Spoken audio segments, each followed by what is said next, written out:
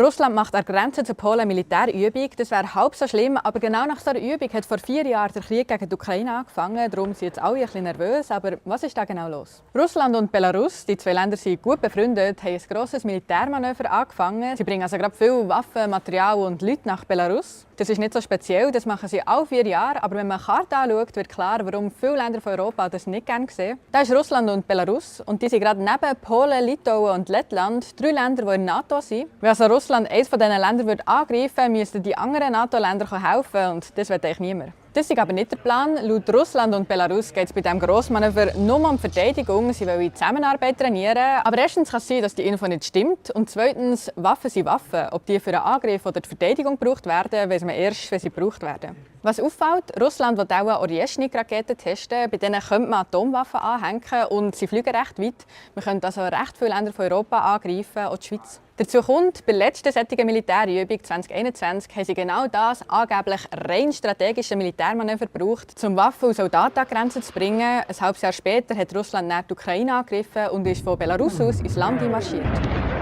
Diesmal ist die Übung viel kleiner als noch vor 4 Jahren. Viele russische Soldaten und Material werden gerade im Krieg gebraucht. Darum wäre es für Russland ein mega Risiko, jetzt auch noch ein NATO-Land anzugreifen, weil 2 Kriege zu führen braucht mega viele Ressourcen. Aber was Russland und Belarus heute üben, können sie vielleicht später umsetzen, wenn der Ukraine-Krieg vorbei ist. Und was macht NATO? Hey, gross etwas machen kann man nicht. Sie beobachten es natürlich. Polen und Litauen haben schon mal die Grenze zu Belarus zugetan, solange das Militärmanöver dauert. Machen dir die neuesten Entwicklungen Sorgen?